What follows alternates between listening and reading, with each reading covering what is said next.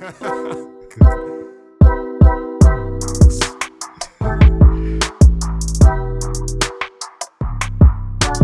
right, so the office, I remember in July, we did on the podcast that the AG got hacked, right? And we were like, okay, hopefully they will do like most other government, not government agencies, but at least international companies and whatnot. When they get hacked, they usually reveal the nature of the hack, what data may have been, what's the word? Compromised. Compromised, yeah, what data has been compromised and whatnot. So they released this on the 18th, I think, of September. Well, I missed it last week. I was supposed to tell you about it last week, but so they said that they advised that they have the full resumption of functionality following the cybersecurity hack, and the breach forced a shutdown of the internal network, inclusive of emails, file access, and online connectivity. The impact on various departments of ALGA included the Solicitor General's Office, the Chief State Solicitor, the Office of the DPP, as well as other administrative functions. So they said the places that were attacked. I don't know what the Solicitor General and Chief State Solicitor is. I don't know. That's probably like the district attorney. I don't like they just figure out what cases that they're going to take or something. Yeah. Based on the law shows that I watch, Suits. Yeah. Here's what they did say. The government of Trinidad and Tobago engaged the services of its local and international partners to ensure that it responded in a manner that is consistent with leading international practice and to suppress the risk exposure associated with these types of events.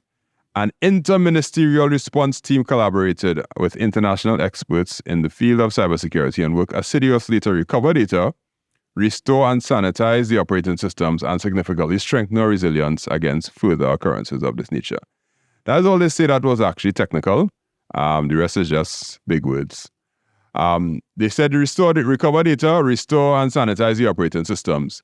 So it sounds like the OS was compromised in some form or fashion. So that means it's like a virus or malware or malware. That could be a virus. Ransomware, boy? Yeah, I don't know. It had recover data. So recover data and restore an operating system, that definitely sounds ransomware-ish. But because like over the past month or so, like in Jamaica getting attacked a lot.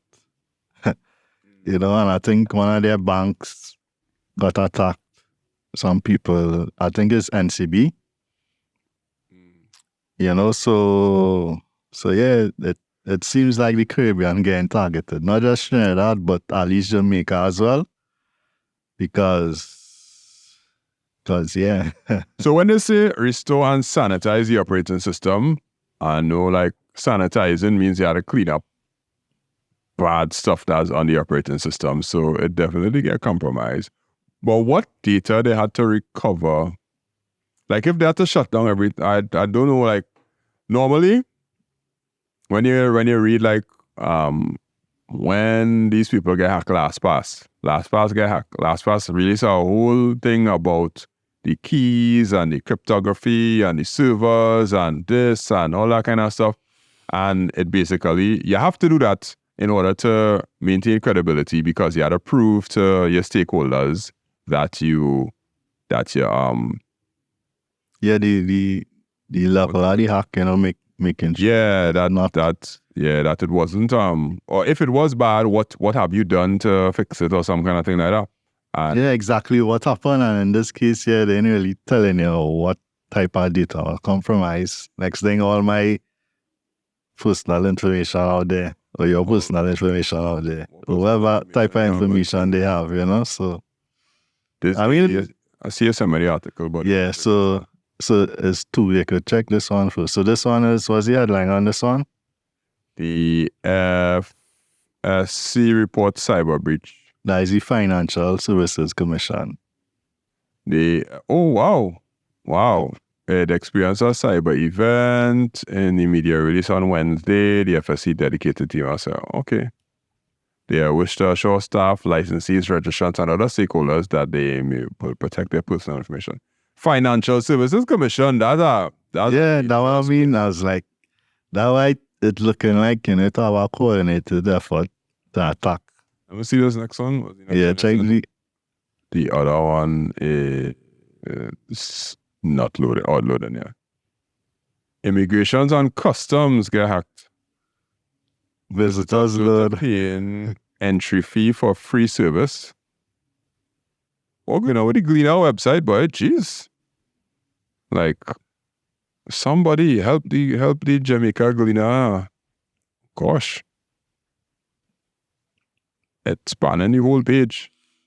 Since September 1, travelers don't have managed to fill out the... Oh, this is the immigration form thing we was talking about? Yep. The same thing that we talked about last week where they had to fill out the form and like... Way. So they were allowed to pay in $35 US to enter the country using the new online immigration system forms. But we was like, yeah, they're real forward thinking, but yeah, finally some. Yeah, I mean the forward thinking, but that would do some kind of cybersecurity, So the link was it was just a link that was just being sent to people, and they were like, okay, cool, to fill out the immigration form, you had to pay money. Oh wow. Yeah.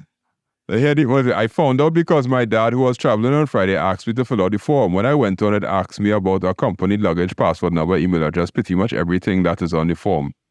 Who resides in the United. She said what was the most frightening thing about the experience was the fact that the website had the Jamaican flag at the top as part of it, authentication.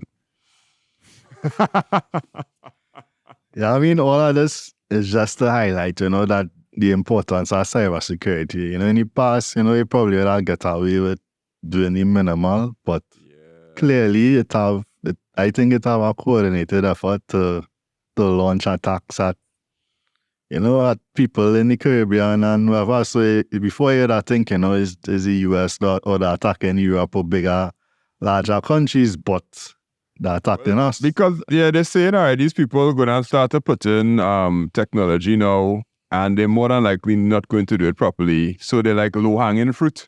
Yeah. Easy pickings because they're not going to go too hard on securing everything and I mean, even like simple WordPress sites.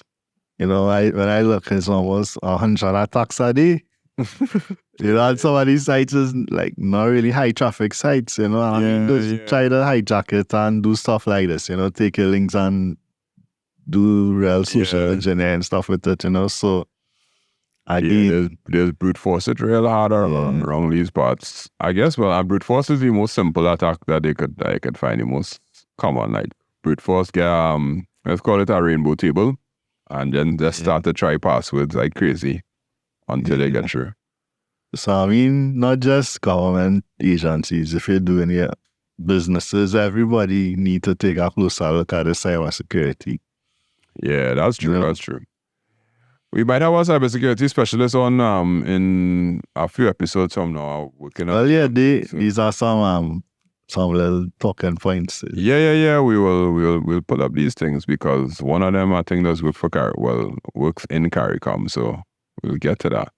So in the end, the Ministry of Office of the Attorney General and Legal Affairs, they were genuinely hacked, and they have responded and they said what is the case.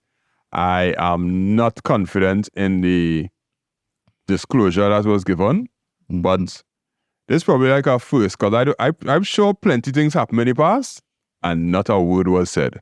Yeah. And this time they actually say something, so thank you. I'll say thank you for that. But I'm just not too sure if I want to say well done. Yeah, and I mean, hopefully, we kind of reactive this time, so hopefully in the future we could be proactive and steps. Well, they did say they and significantly strengthen our resilience against future occurrences of this nature. So most likely they probably put something. And if it's on-prem servers and is Windows servers, that's usually be the problem, because Windows servers is real. Yeah. Like they have more holes than cheese than a doily. If it's Linux servers, you could do a lot more.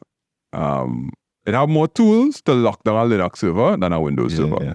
If you check it out. So I guess the operating systems sanitized, but they hope. Yeah, and I mean, if they're running 2012 R2 Windows Server 2012, Even was the one before that 2003? Hopefully. Yeah, 2000. I don't think things will be that bad. The probably 2012 probably the oldest it could do right now and get with it.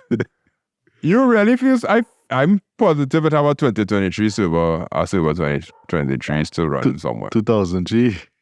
Yeah, 2003, I sure that. Nah, I don't. Nah, because if it ain't broke, they Don't can fix fix it. Yeah. It running, Active Directory running it. Yeah. So they say.